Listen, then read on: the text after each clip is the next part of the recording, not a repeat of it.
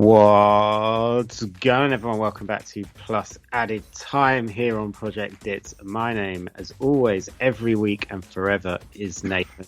And back again, he's passed his trial. He's got a shot in the first team. Hello, Darragh. By popular demand. What's going on? Popular demand. It came to my attention that you didn't actually introduce yourself last week. That is true. I got a lot of messages saying that. So, just give you the quick background. From Mayo originally, studying up in DCU Dublin, doing journalism. Hoping it goes well. That's my life in a nutshell. Last week you were like those trialists that come on with a shirt number but nothing written on the back. But it was I don't want to use the word wacky week in the Premier League, because I don't know if it was that wacky. Everything that kind of I expected to happen kind of happened. It's never a normal week in the Premier League. Yeah, there was a lot of strange decisions made, I think. One in particular in the Everton game that we'll come to. But last week on our guest debut as a couple, we kind of ran down all the results. But we're going to change up the formula a little bit, because there was a lot of not interesting matches last week. And there's a couple this week as well. We're just going to talk about kind of the main points that came up, and then some news stories away from kind of the matches, just in the world of football, and basically throw our opinion out there to the world. But the first match that we both watched and that we actually want to talk about, because there was some interesting stuff, is actually the first match of the weekend, which was Aston Villa against Leeds. I thought it was an absolutely cracking game of football. I said it last week. I said this will be the game to look out for. United Chelsea will get the headlines, but this will be the game. And I was right. You were right. How does it feel to be right? Well, it's usual, so it doesn't feel too weird. Patrick Bamford getting a hat-trick in the Premier League after he was kind of left out in the cold at Chelsea a few years ago and kind of just let go to the Championship. He's coming to the Premier League on fire against potential champions in Aston Villa. I think we're all agreeing that. Definitely. They're third with the game in hand. Chance to go top of the table once they play it. They blew it. They blew it big time. They blew it big time. At least it wasn't 7-2, but it wasn't a great game of football for them. They lost their 100% start to the season, which was going to happen inevitably. But I think the way in which it happened, they started off pretty well, but as the game went on, more and more Leeds got more and more into the game, and Bielsa masterclass just outplayed them in the end. Yeah, and I think this is what Leeds season is kind of going to be like. They've got some cracking players in there, but they're not kind of an established Premier League side yet. The way that they lost to Wolves kind of made me think that maybe the bubble's going to slightly burst a little bit, because Wolves just kind of worked them out easily and kind of held them back. But Villa couldn't handle Bielsa ball. Definitely not, no. And with players like Jack Harrison, Helder Costa, and Patrick Bamford up top, it's not a bad front three. Jack Harrison in particular, I thought had a very good game. Obviously on loan from Manchester City. Yeah, I think the whole side looked great. Consistency, I expect, is going to be kind of hard to find with the way that Leeds play. Definitely. The way they were winning the ball back, it was nearly like a Jurgen Klopp gegenpressing team at times, winning the ball in packs and springing counterattacks from the counter press. I thought they did it very well. Yeah, and for Villa, I wouldn't be too disheartened after the start of the season they've had. I think they've done Barkley and Grealish and Watkins and kind of Josh McGinn and Trezeguet and players like that. I still think they're gonna have a cracking season. Now they've actually got an outlet to score goals in Ollie Watkins, which is what they were massively lacking last season. Even though they played good football, they just couldn't get the ball in the net with any consistency, unless it was Jack Grealish doing it. But kind of a tough loss to take. But true. I think Villa they're gonna recover nicely. Definitely, and Patrick Bamford completely playing out of his skin in that game in particular. The finishes on the second and third goal in particular is just ridiculous.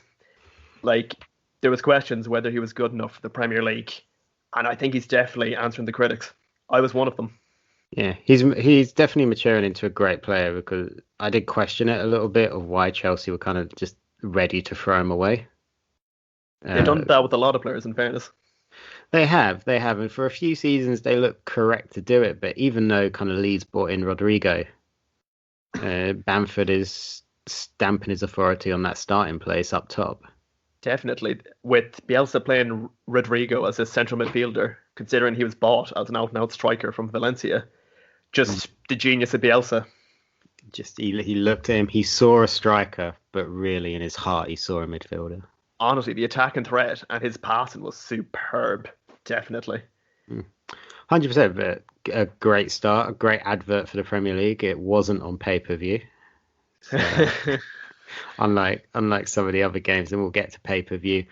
But let's look at kind of a more negative response to a result, which is the Man City game. Now, West Ham played great.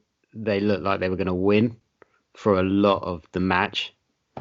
Antonio's goal was unbelievable. It was, wasn't it? City's equaliser was pretty good. And it's weird to say that West Ham just couldn't get the winner. True, isn't it? I was thinking, Nathan, is it a case of Pep Fraudiola or David Moyes? It's what in your opinion is going on at Man City? Because they don't look smooth. They're not playing great football. They've still got some phenomenal players, so they're going to win more often than not just because of the quality on the pitch. But the moment you take Kevin De Bruyne out that side, they are a very different beast, and that beast has no teeth. True. It's very, very strange. Obviously, they do have injuries to the likes of Aguero and obviously Jesus not playing. De Bruyne didn't start this game. But still, you're talking about the amount of money that's been spent on that team. You know, Ruben Diaz has just came in, who had a good game. But, you know, this team has had a lot of money spent on it. And should it be drawn at West Ham? I mean, I don't want to be too disrespectful to West Ham because they have built a nice side and they've actually backed David Moyes, and who is, despite being a Man United fan, I will say he is a good manager. He's got good tactics. He knows how to set up a side, especially when he knows he's not going to have a lot of the ball, which was one of the problems when he was at Man United, because then he was managing a side who always had the ball. And but I don't know. Pep just seems he just seems a little bit lifeless at the minute, as does his side. I would just say even the goal itself, it comes to Souček, who takes a heavy touch. You know, there's questions, did it come off his arm? It probably did. But he runs it into the corner. It looks like it's going out of play. And Raheem Sterling, Ilkay Gundogan, and João Cancelo are down there with him. Completely switch off. Almost stop playing. Give him time to pull it back for Koufal, who is just free, all the space in the world to pick out Antonio in the middle. So it's individual errors costing City, that goal in particular. I didn't think they had a bad game, but certainly not as good as they're capable. Yeah, they didn't play too badly. It's just they never really looked like scoring. True. Except when Phil Foden came on, those initial 10 minutes in the second half, up until they scored, they looked very deadly. But, you know, a few chances late on, Sterling, I remember, had a one-on-one that he definitely should have done better with. He took a heavy touch, and he just allowed Fabianski to come out and stop him. But overall, I think a point was definitely fair on both teams. Yeah, and I have no doubt that Pep's going to turn it around. We're recording before the Marseille game in the Champions League for Man City, so this might be a bit of commentator's curse, but I'm sure they're going to be fine in that match. And this weekend they've got Sheffield United, and I reckon that could be a real test. If Pep fails to win that game, he's definitely going to have questions. He's going to have questions, and there's something interesting that he said today that I'll run past you now, and it's about the striker situation with Aguero. He's coming to the last couple of seasons of his career, probably, at least at the very tip-top level. Sure. He's kind of breaking down quite a lot. He's still got a hell of a lot of goals in him. He's probably still going to get at least 18 goals for City this season. With Jesus not being the man to perhaps take the mantle off of him. Pep said that they looked into buying a striker or a number nine, I think was actually what he said, but they simply couldn't afford it. Well, I don't know what that means. If Man City aren't able to afford players, then what do we do? Because it's a bit of an oxymoron. That doesn't add up. Yeah, it's a bit kind of a load of nonsense, really, because yeah, they probably in this COVID era and in the COVID window, they didn't have 200 million to go out and buy Mbappe. Like, I can believe that. But you're telling me they didn't have the 8 to 10 million in agent fees that was paid to Edison Cavani's agent to sign him for free?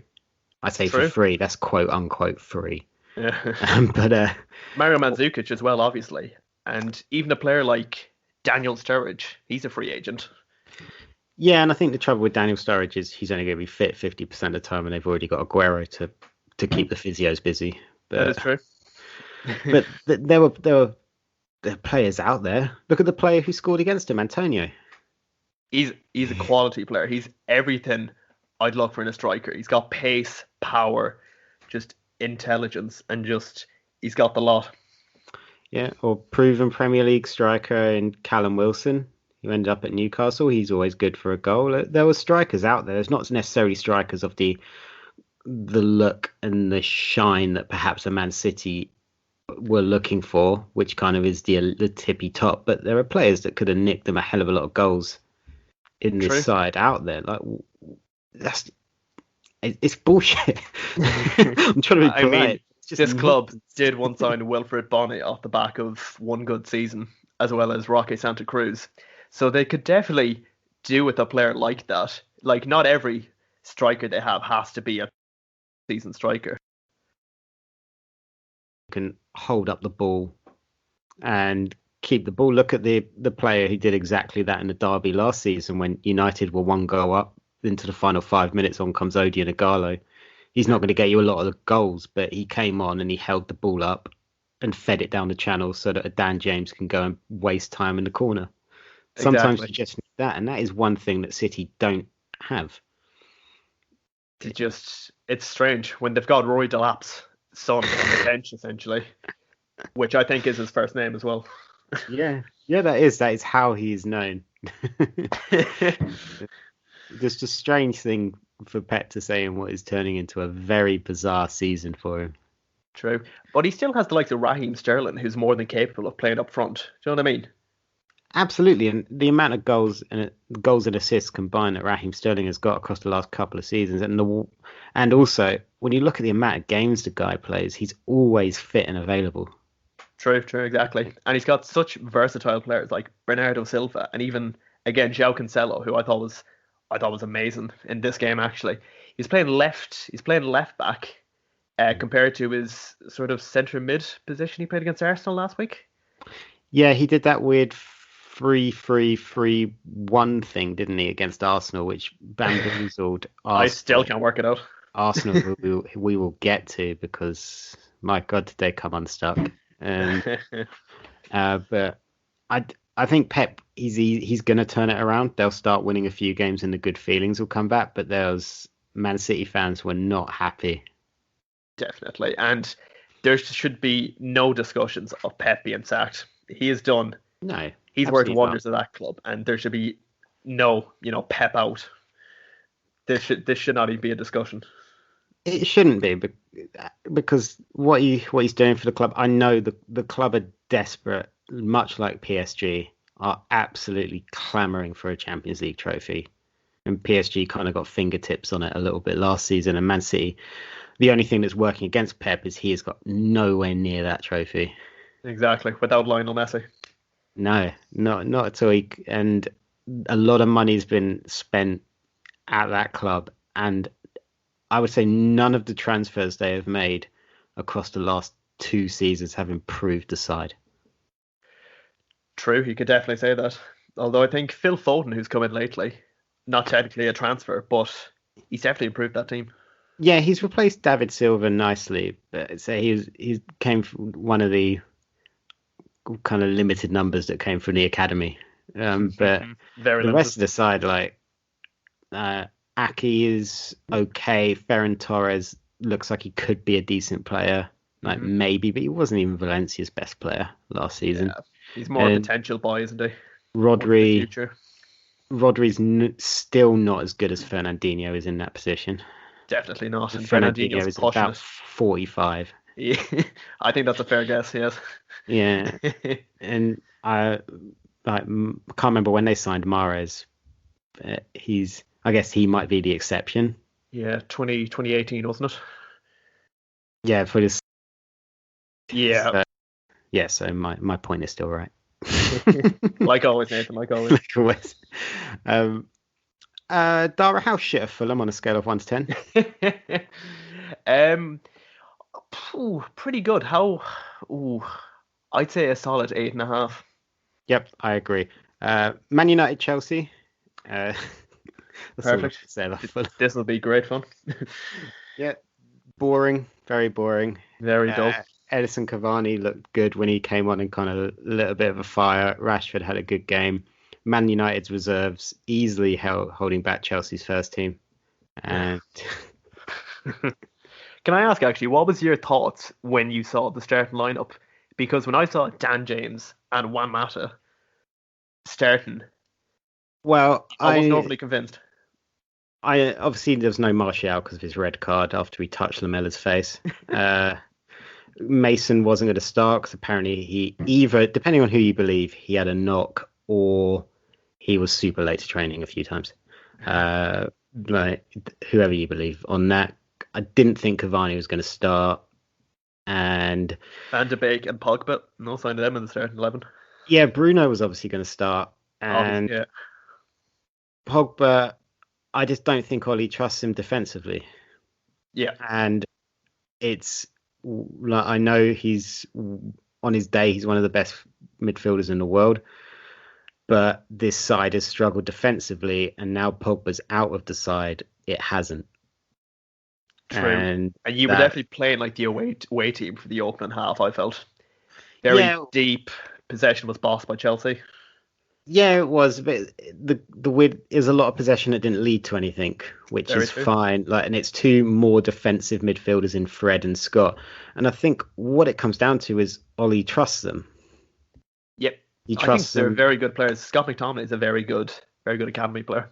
Yeah, Scott McTominay. I think Rashford, Bruno, and Scott McTominay are kind of more captain material than Harry Maguire. But Harry Maguire, to his credit, he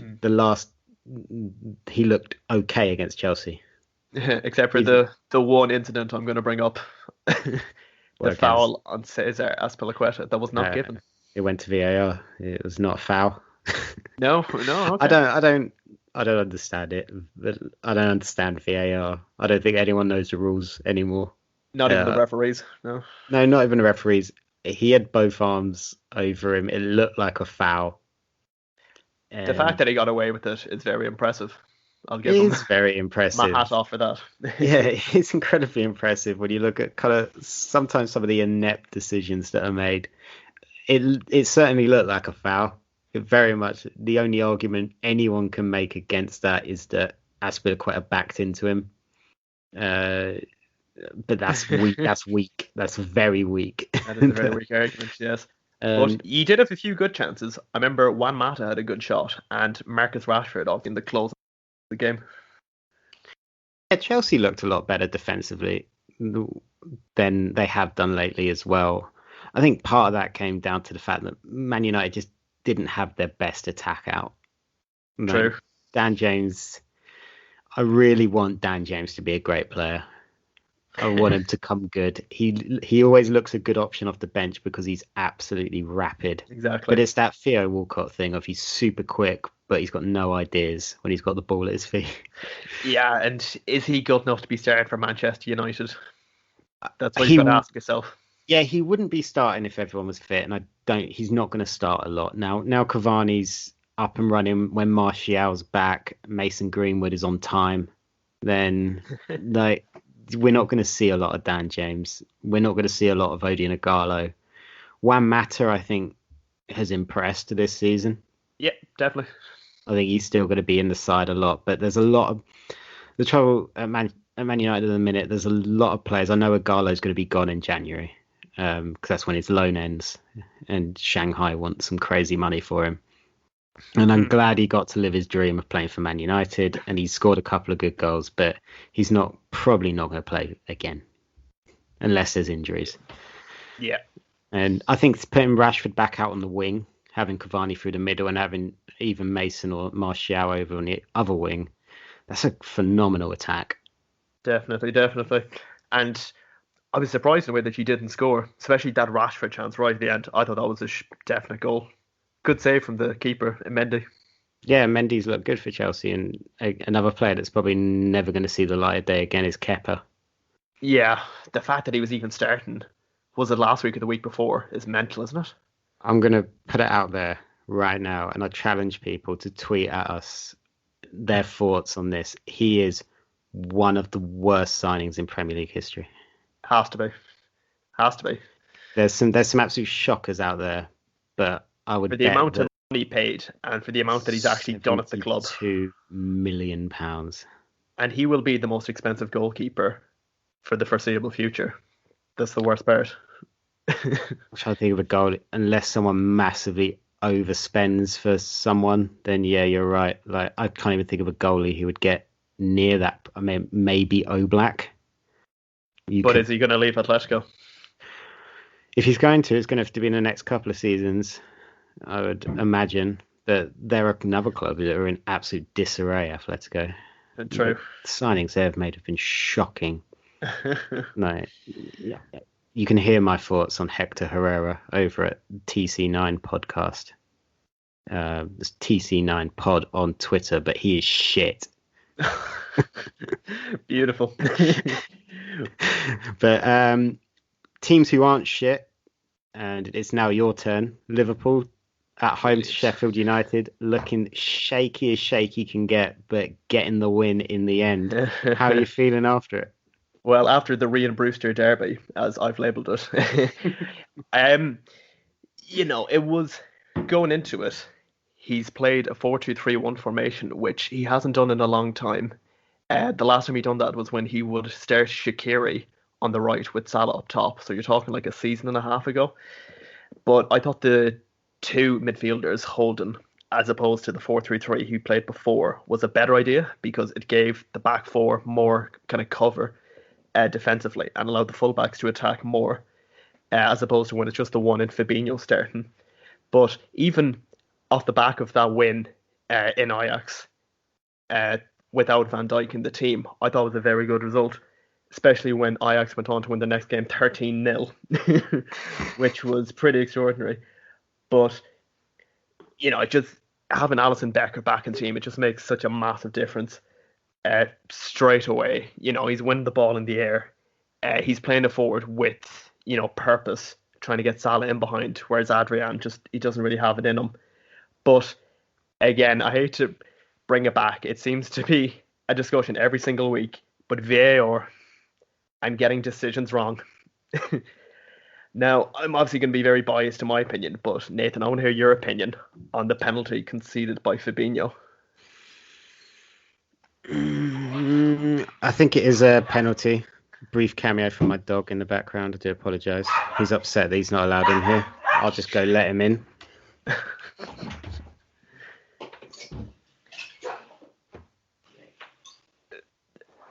Yep. Well, originally I thought it was a cheap apologise. Free kick for Fabinho to concede. I was thinking he doesn't need to go to ground there. Why is he giving away a free kick? Then it's gone to VAR. I'm thinking, what's going on here? And then a penalty. I can't see it. I can't see it being a penalty. I know it's tight, and is it on the line? Is it not? I don't think it is. I don't think it's a penalty. I think by the letter of the law it is, but it's just one of those kind of nonsense, not fun things. It's such and again, why isn't it the referee going to the pitch side monitor? Yeah, we were told last season they were going to encourage them to, and I would bet, because these are good referees. These aren't bad referees we've got. I would bet they've been told not to. That they were told last season, "Oh, go to the pitch side monitor a bit more often." They must have told them not to, because nobody does. and I can't understand why they don't, because it's another. I mean, I know the thing about fouls and stuff. It's all like opinion, which is the difficult thing about it. But these are Mike Dean he's been a referee for what, like nearly 20 years. It must be at this stage. Yeah, Why can't he go to 100%. the side and like he will know? He'll like definitely know what he wants to give, as opposed to Andre Mariner deciding Yeah, it's a penalty. Why can't they both look at it? yeah. Just go and look at it. But I would bet a handsome amount of money, which is for me is like £2.50, that behind the scenes the refs have been told not to go to the monitor very often. And And I it's don't know why is this Premier League trying to handcuff and control everything. They really want VAR to work, and VAR does work, but it's exposed so many rules that are broken in football. Like this, some of the times this isn't really VAR's fault. It's a person looking at the replays, like the Chelsea United one. VAR didn't do anything wrong there, other than true. give a replay and then someone made a dumb decision. Like, and It's more the referees. It's just I can't, when a decision is like that controversial and can influence the game so much. Why isn't it being looked at more? Like a yeah, penalty or a red card, or like even an offside, given like a dubious goal. Well, offside's more clear cut, I guess. But a red card or a penalty has to be looked at. There's no yeah. there's no doubt But about that. he battled back well, and it did make the game quite interesting. To be fair, And yeah, definitely weren't at their best. mm, I thought it was a very average game from the players. I'd say no one was played like below average, but no one was really stand out. I'd say, yeah, anyways. yeah. It was. I think that's the sign of champions, though. At times, it's that thing that we had for years under Fergie. Sometimes you play shit, but you still get the result. And Firmino to score a goal is very few and far between. Especially at Anfield, I'm telling you. Yeah, he does not score a lot of goals, which makes it more and more baffling as to what you were saying last week when Timo Werner didn't come in. Because I like Firmino. He is the quote unquote pressing machine, and he drops deep and he does everything. But sometimes you just need someone up front who's going to smash in a couple of goals. Exactly. I think he's more of, I mean, I don't think he's an out-and-out striker. He's definitely more of a number 10. And I like to see Salah playing in front of him because I think Salah's the best finisher we have at the club by some distance. He's up there with Mane, them two, definitely. But for Firmino to be considered a striker, it's just not, you know. I And think he's just a little bit too easy to play against when you're on the attack because he doesn't have that killer instinct about him. definitely, and he's very, with strikers like to be usually selfish. He's the most unselfish player I've ever seen in my life. He'll always look to play someone in. But definitely the team showed good resilience to come back after, again, another VAR decision. And to Yeah. be fair to Klopp, I didn't think it was working for most of the game. He didn't make his first substitution until the 83rd minute when it was already 2-1. So he obviously trusts in this team. And even when it's not going well, he still has faith in the team. He does, and I think sometimes, although you won the game, there still is a little bit of a depth issue at the club, which didn't matter last season. Last season, I thought your depth was pretty much non-existent, but it really didn't matter because you were still winning. But What areas would you be picking out there? Just out of curiosity. I think in midfield sometimes, like it's just when you got.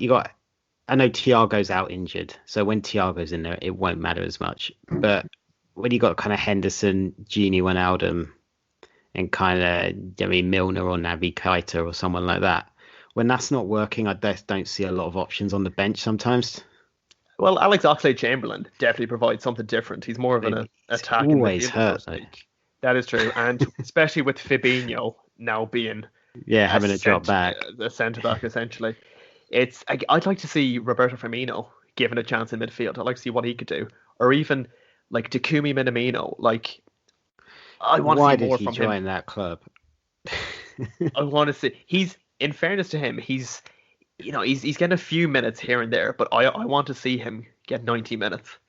There was a thing before the season started that I can't remember where I read it. I think it was The Athletic did a report, and they were like, "Oh, Klopp has been massively impressed with Keita and Minamino's combinations in the start of the season. I was like, oh, cool. Minamino, he looked phenomenal when he played against Liverpool.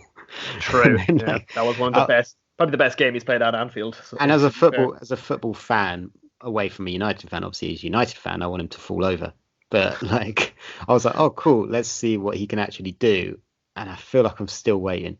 He's like, I'll stand up for my boy Takumi. He is, he's not been given enough of a chance, and he definitely looks. The more he plays, the more he looks to be getting into the game. His only real 90-minute game was against, Lincoln in the cup, which, he scored two, but it is Lincoln. You know what I mean? Yeah. Yeah. So a good grind out win for Liverpool. Southampton, the turnaround after the 9-0 disaster last season continues. They easily beat and humbled an Everton side 2-0. And Yeah. Everton looked very short of ideas. You had, I guess, most interesting thing from this match, was it a red card for Lucas Digne? Yeah, it's a tough one, isn't it? It's because it's not a deliberate foul. I think it is accidental, but it is a pretty bad tackle when you look back at it, isn't it? Yeah, it has been reduced from a 3-game ban to a 1-game ban, which I think is a smart decision because it wasn't in any way intentional. Yeah, it's definitely accidental, but it's hard viewing. Yeah, and I think it does lean into that thing of the Everton. They had it last week with Pickford. Now it's with Lucas Digne. Ancelotti's got him rough and ready, isn't he? They were smashing, but Southampton, well done to them. Now, the two biggest conversations from the weekend for me are these two. And at Wolverhampton Stadium, at the Molineux, Wolves go 1-0 up against Newcastle. Newcastle battle back for a 1-1 draw. Another point for Steve Bruce and Newcastle. A disappointing result for Nuno at Wolves. Wolves, they're fine. Great side. They got some great players. And they're going to be fine. They should have won the game. But Newcastle fans are fuming. They are. And, Steve Bruce taking over from Rafa Benitez, at the time, I thought they're gone, pretty much. I thought if Rafa can, just keep this team mid-table, what can Steve Bruce do? But in fairness, I think Steve Bruce has done a pretty solid job. He's recruited pretty well. He's brought in, Callum Wilson and the like. And I'm obviously the sign of Joe Linton in particular, it doesn't look great. But Almiron, St. Maximin, I think these are good players. Yeah, they're great players. They've got a great side. I just don't understand. I think for me, it's the fact that I'm looking at the match Newcastle fans are angry about. And I know that apparently they play very defensive, but they are Newcastle. They are away at Wolves. Wolves, who are a very good side. They're a little bit Jekyll and Hyde at times. Sometimes, obviously, but what I mean by that, sometimes they're a bit useless, and sometimes they're not. And so I don't really understand why this is the result to get furious about. Because I thought a point away at Wolves, when you look at it on paper, you're like, not terrible. Like, True. Especially when you look at the way Wolves were 1-0 up. They scored midway through the second half. Raul Jimenez got the goal. But do you see why they're so angry? And apparently it's to do with Steve Bruce's style and being super defensive. I know they got spanked by United, but that's United. This is away at Wolves. Yeah, well, there is that stat going around that isn't it like the lowest possession in your top 5 leagues? They're in like the top 4 team like that, and obviously it is a very defensive team, but it's it's getting results. They're currently above Man United in the table, which is something. They've not had a bad start to the season, like at all. Like they're not getting played off the park. Apart from like even the United game, they lost 4-1, but it was 3 very late goals. And they went 1-0 up for a while, and I know that was an own goal, but still, they have recruited well. Jamal Lewis is a player that I really like. I think Jeff Hendrick on a free is a fantastic signing. Ryan Fraser looks a good signing. Callum Wilson is exactly what they needed because Joe Linton he's flopped. Don't want to be horrible to the guy, but he's pissed his chance away because he doesn't score enough. There is a lot of goals in that side. I don't think St. Maximin is the finished article yet. No, he's So, a very flair player, isn't he? Very Adama Traore-esque. yeah, yeah, but do you, do you think a change is it a bit of be careful what you wish for, or do you kind of side with the Newcastle fans who are angry that you think they should be seeing a more attacking edge to their side? Yeah, well, in fairness to Newcastle fans, they have got very good attacking players. Obviously, we've listed them. So I think there's definitely, if say now Steve Bruce was to go and they were to bring in like an Eddie Howe, who obviously worked with Fraser and Wilson at Bournemouth, it could go very well, but at the same time, it could go very wrong. So it is very be careful what you wish for because Mhm. Are they good enough defensively to play super attacks? We know we've listed how great their attacking players are, but Steve Bruce he is a good coach. I know people won't necessarily agree with that. He's a great manager. He knows what he's doing. he knows how That's to keep why he has teams his up. job. Yeah. If he lets the shackles off and has them just going gun ho at Wolverhampton Wanderers, Wolves are just going to play him off the park. They're just going to easily. They've got better players. Exactly. You need to pick and choose your games, don't you, when you're playing attacking football and against the likes of Wolves or Leeds, it's not the time to be doing that. But they've got Lascelles at centre back with Fabian Schär and Carl Darlow in goal, which is a pretty solid foundation, I think. Carl Darlow has faced the most shots in Europe's top five leagues, so that gives you a clue as to how defensive they have been. Mm. Maybe the problem is more in midfield that they've got all the attacking players, but much like we just had the conversation with about United and Paul Pogba, you take some of those flair players out and put some more defensive players in. Suddenly, you are able to attack a bit more freely because you're not so worried about the ball going back the other way.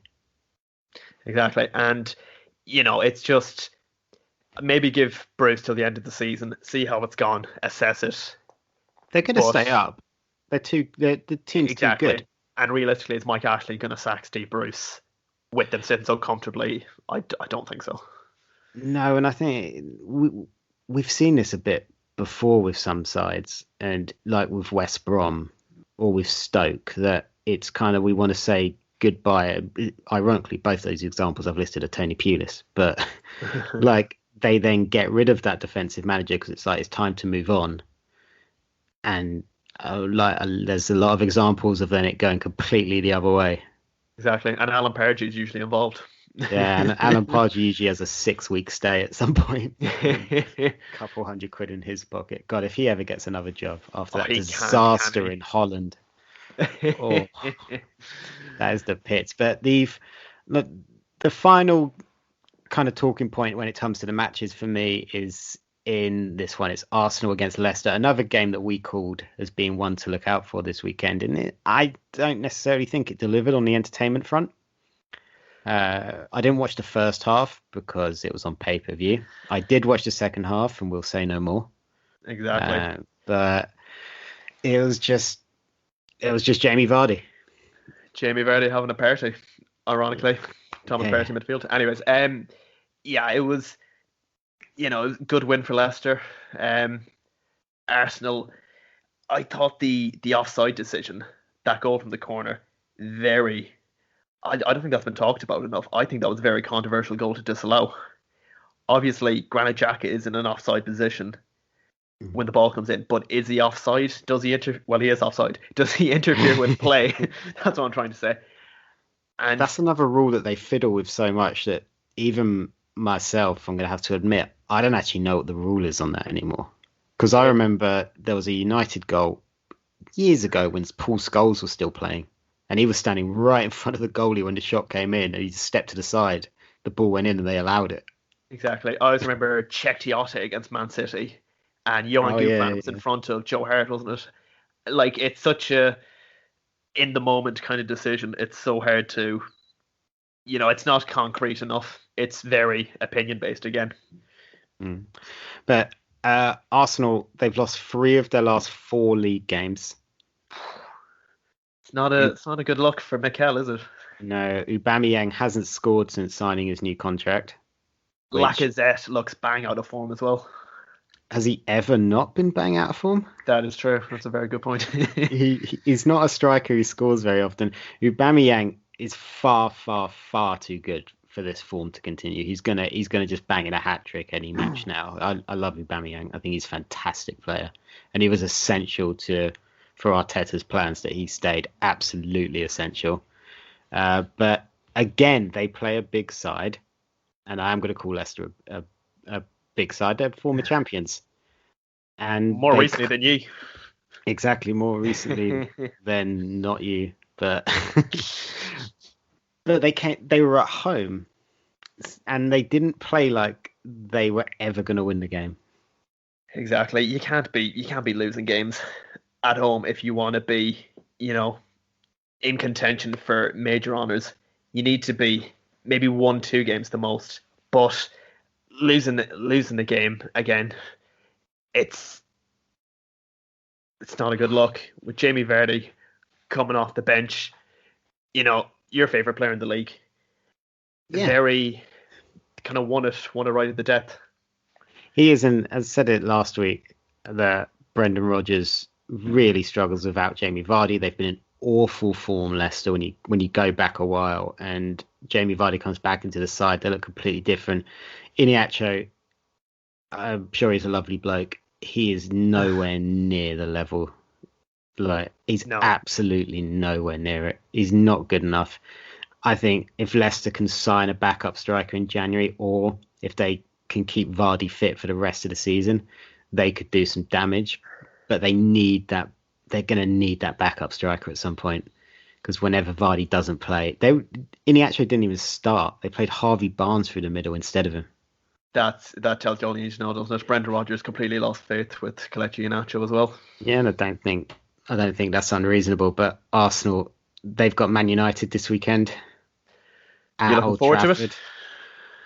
I am. I'm going to be incredibly disappointed if we don't win, because Arsenal do not look in great form. Thomas Partey, this is going to sound really mean to Thomas Partey. I'm sure he's a fabulous player. I'm sure he's listening as well, so be careful. I don't think anyone talked him up more to this level until Arsenal fans realised they were going to sign him. I had never heard anyone talk about him being world class. I'd never heard anyone talk about him being this exceptional, incredible midfielder before in my life. And true. Then Arsenal looked like paying his release clause, and suddenly it was like, they're signing one of the best players on the planet. Yeah, honestly, it felt like they were talking up title aspirations after they signed him, and I'm like, he's a solid footballer, but he's not.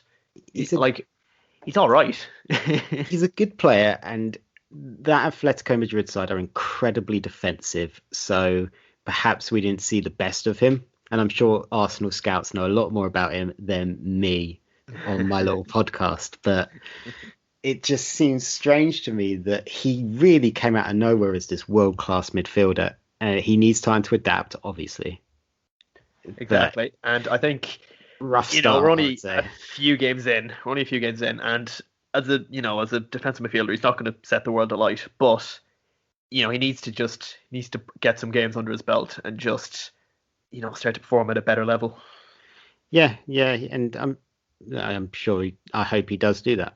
He's a great player. Arsenal are a good side. The Premier League is better with a stronger Arsenal, but it looked really much the same, and it has done for the last few games.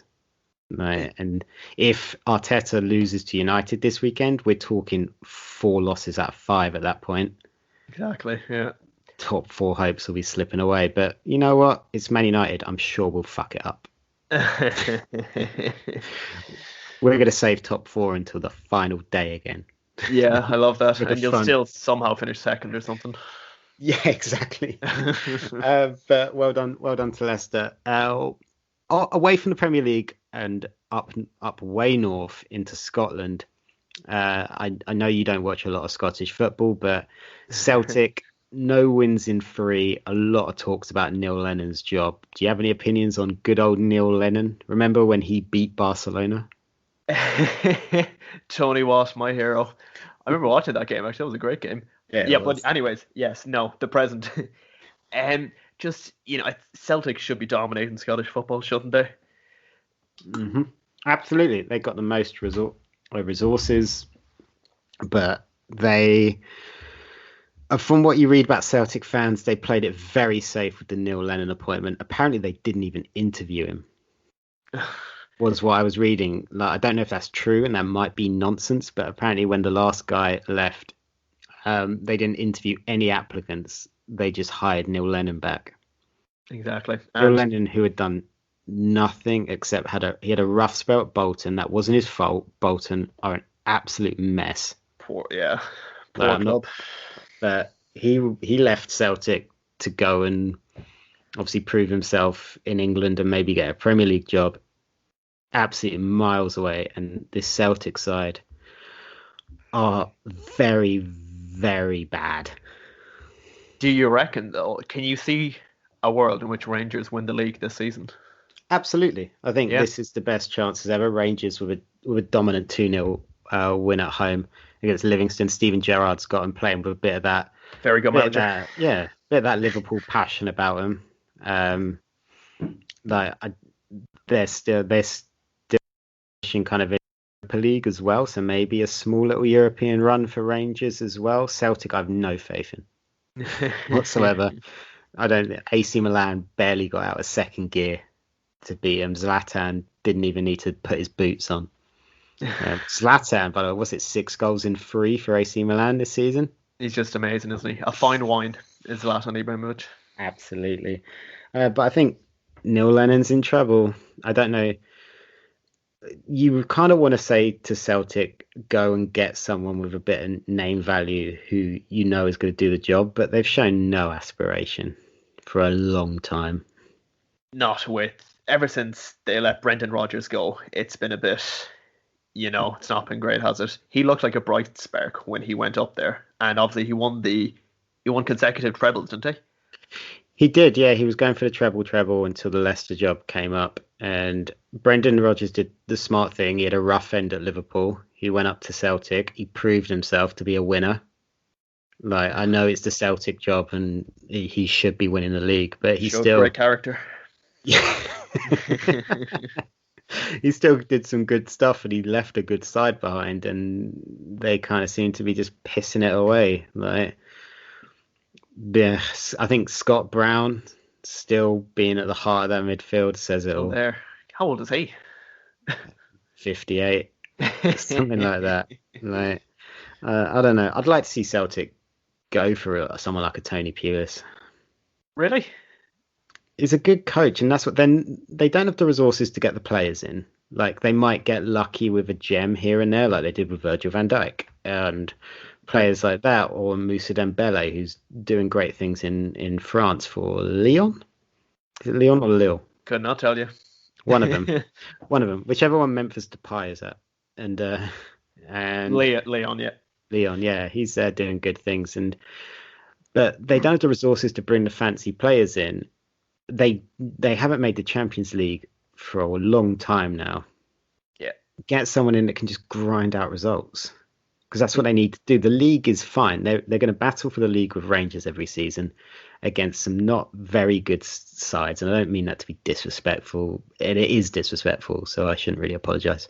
But but the point is, for them to try and get into that Champions League, get someone that can actually do that. True. And Celtic are a massive club. The fan base they've got. They've won a Champions League. Do you know what I mean? Yeah, they're huge. Even through the 2000s. They were still, Shinsuke Nakamura scoring against Man United. And I remember they got to a UEFA Cup final. They lost to Jose Mourinho's Porto under Martin O'Neill. That's not that long ago. In the grand scheme of things, that's not very long ago. No, just over probably about 15 years. Yeah, that sounds, obviously, that is a long time in football terms. But for them to be where they are now, which is they can't even get through qualifying for the Champions League anymore. That's a quick drop. Definitely. And, it's just, is it the end of Scottish football? Is it an inevitable thing?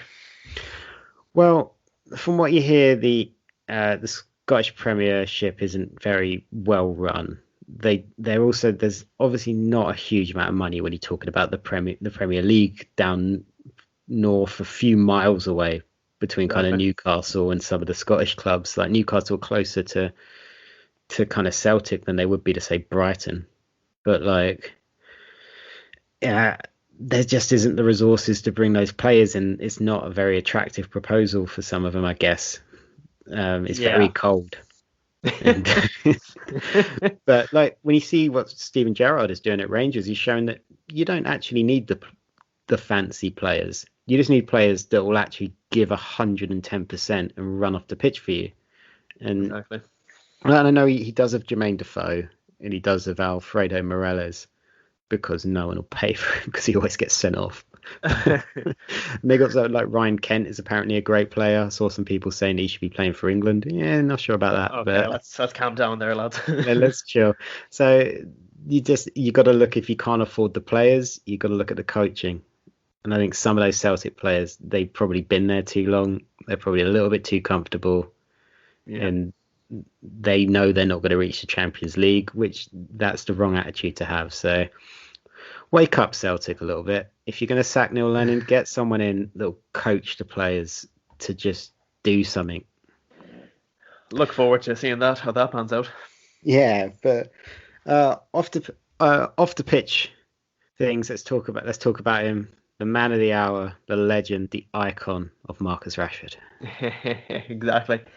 He's such a nice lad, isn't he? He's one of those players who is just impossible to hate, which as a Liverpool fan, very annoying. But obviously what he's doing is incredible and, needs all the recognition in the world.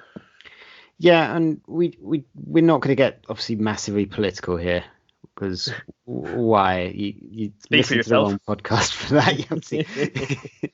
But there is obviously the thing that the UK government has decided that hungry kids is too much effort, and they cost too much money. Hungry children. So Marcus Rashford had taken it upon himself to start a massive campaign against this and against obviously the government's decision, and a load of businesses in the community at large. Beyond football, we're not just talking about football here, we're talking about actual restaurants and cafes and everything like that are stumping it out themselves and paying the bills themselves and giving out free packed lunches to those families that would have qualified for free school meals during half terms. And I just think fantastic. Like a lot of clubs have also stumped up, like Liverpool are doing things around their area. United are giving out 5,000 meals during the half term as well. Leeds I saw are doing some stuff as well, and a bunch of others. So I don't mean to not name them all. And some smaller clubs, not just Premier League clubs as well. There's some league clubs out there as well that are giving something, and it's wonderful to see the spirit of community. It shouldn't have to go down this way, but the fact that it is and people are doing something about it themselves. Obviously, yeah. It's lovely to see like the football community just coming together and just helping out, especially in the wake of, some of the recent proposals from Premier League clubs. The fact that the fans can come together and just, work stuff out locally, I think is amazing. Yeah, 100%. And so just well done to Marcus. He had opened a warehouse with Fair Share UK as well that he named after his mum. And just great things. The fact that he's actually stepped up and done something. To get political for a second, Matt Hancock is a prick. And to go on Sky Sports and say that he agrees 100% with what Marcus Rashford is proposing, but he stands by the government's decision, you might as well just shrug your shoulders. What else can you do? That's as nonsense as Pep saying he can't afford a striker. It's just absolute horseshit. But yeah, that's a bit of good news stories. But you know what, Darragh? Sometimes in football, people get weird shirt numbers. You're thinking of Mendy at Chelsea, aren't you? I'm thinking of Mendy at Chelsea. I'm thinking of Wilfred Bonney when he took the number 2 at Swansea. And to some traditionalists like ourselves, since we were talking about this off the podcast, it's disgusting. It is horrible. Rui Patricio, number 11 as a goalkeeper. I don't care if it's 2 1s and that's why he wears it. It's not a good look. It's horrible. Do you remember Steve Sidwell at Chelsea wearing the number 9 shirt? Number 9, like Jose was taking something serious there. Like it was just bizarre. I don't even like Harry Kane wearing the 10 because he's not a 10. He's an out-and-out number 9, isn't he? Yeah, he's Gareth Bale having that number 9 shirt yeah, doesn't make any sense. I know he played through the middle a little bit for Real Madrid, but he's not a striker, he's a winger. He's a winger, exactly. He's Anthony, but a number 9 if Anthony. Left back, left wing, right wing, wherever you want, but definitely not a number 9. Yeah. Cavani wearing the 7 at United. Is that frowned upon, is it? I think it is because he's a 9. Like I know he would play on the wing a little bit for PSG, and he has done before because he's super quick. That's true. And he can Obviously, run. at Liverpool, it's a completely different culture because of Kenny Dalglish and what he done for the number 7 shirt. But what do you think? What's more disgusting? Wilfred Bonny wearing the 2 at Swansea or Birmingham retiring Bellingham's shirt? That is, I still can't wrap my head around that one either. He's like, what was he, like a 17-year-old kid going to Borussia Dortmund? Was there a reason behind that? They're like one of my own. The Birmingham fans were like, "Oh, it's so great! Like he's learned all he can." It's like, no, he fucked off at the first opportunity. He doesn't give a shit about you, Birmingham. He's never going to be back. The last one, the one that comes to mind was Glenn Johnson at Stoke playing right back, number 8. That's disgusting. Scandalous, disgusting, filthy. You know, it's another weird one. Is Kante wearing 7 at Chelsea? That is, I'll give you that one. Yeah, that is a very strange player to wear the number 7 jersey at your club, isn't it? Yeah, you would have thought he would have like the number 6 or something like that. Yeah. But then he's played in all sorts of weird positions, Kante. That is Poor true. bloke. He's another super nice guy. I'd say the nicest man in football. To Marcus Rashford. That is true. That's true. I can't take that away from you. Just such a lovely bloke. There's one more topic I wanted to bring up this week. But before that, also let us know, what is your weirdest shirt number you've seen in football that makes you just shake your head? Just no reasoning behind it. No reason behind it, just for a laugh. Yeah, like a striker wearing number 13 or something like that. Milan Baros wearing number 5 as a striker at Liverpool. It's a mad world. Anyone giving Balotelli the 9.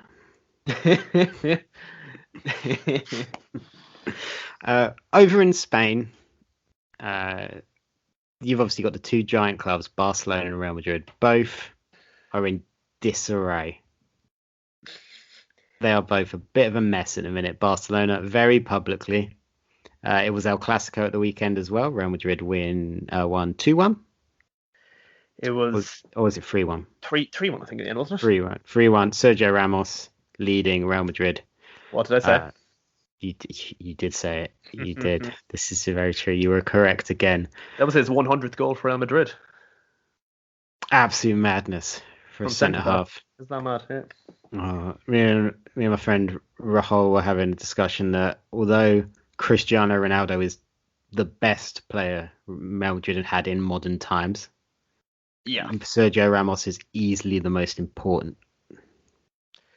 You could say that. I'd personally say Ronaldo. Just the goals. Goals is mental.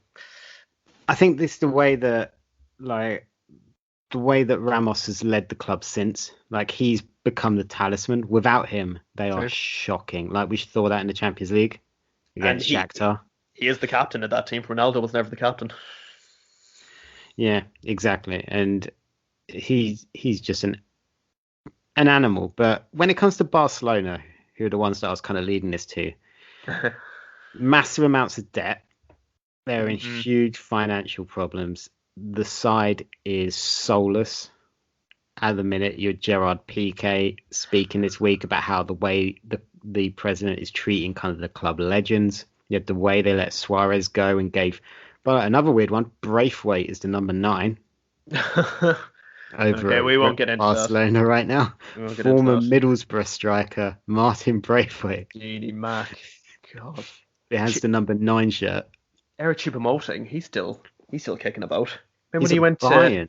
Exactly. He went to PSG from Stoke, and I thought, geez, his agents played a blinder there. He's gone to the European champions. What are they seeing?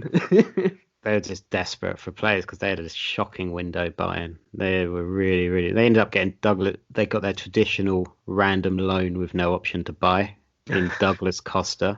Choupo-Moting. They failed to get a right back who Barcelona have. But are we seeing, in your opinion, are we seeing kind of the end of Barcelona? I think for the time being, obviously with the the presidential thing, it's all obviously very public with Messi speaking out against it even. And I think until that changes, Barcelona won't be winning Champions Leagues, will they? I think again, too big a team to sort of collapse, but it's going to get worse before it gets better for them. I don't think it's the on the pitch things that is going to be the end of them. They do have some great young players, kind of obviously Fatty and the other boy who I can't remember the name of now, but he looks like a real player as well. Both 17, I think. Exactly, yeah. And they're starting ahead of Griezmann. That's mental, isn't it? 100+ million euros. Letting Suarez go is just for mental. Nothing, for absolutely nothing really. And who they sold him to as well. Yeah, and I mean the nightmares were back for him as they faced Bayern in the Champions League and they went down 4-0. But Atletico is a different conversation. They have bought horribly. Gone are the days. Remember when they had Juan Fran, Godin, Miranda, and Philip Luis? That was a good team. 2 Champions League finals in 3 years. And they replaced him with Kieran Trippier. He's a fine player. He's fine, but he's not Juan Fran, is he? No, he is not. But it's the off the field stuff when we bring it back to Barcelona that it really is beginning to look like the end. They were asking Griezmann again not long ago if he would take a wage cut. It's mental, isn't it? Mind-boggling. Like they took out a loan. I think they took out a loan to buy Griezmann in the end. Mental. And for a club of the size of Barcelona, you're talking one of the biggest clubs in the world. Yeah, a club consistently in the Champions League, one of the most popular clubs in the world, one of the biggest marketing opportunities in football, really. Constantly winning the league as well. They've got Messi. Like, I don't know what deal. I presumably Messi controls pretty much his image rights and stuff like that because Barcelona seemed useless at negotiating things. And I'm going to bring it to my own side, Manchester United, who have been nowhere near as successful on the pitch as Barcelona. Like barely in the Champions League, barely in the top 4. So why are we one of the best marketing sides and everything like that and making the most money from sponsorships and all these great kit deals and everything like that puts the club into great positions that even though we do have a lot of debt, it doesn't impact us in any real way. When you look at Barcelona, are on the brink of, no, they're not on the brink of bankruptcy, but I would say they're about 3 or 4 steps away from it at this point. It's not a good look for the club at all, is it? It's just ever since Neymar left. And again, it's not all, it's what's going on off the pitch. Allowing like a player like Neymar to leave. He was the heir to Messi, wasn't he? Yeah, and I know Neymar kind of wanted to leave because he wanted to prove his own way, but going to PSG is not how you do that. But he should never have been allowed to leave in the first place. No, and then where did that money go? They got 200 million and it went to Philip Coutinho. And Dembele at Dortmund.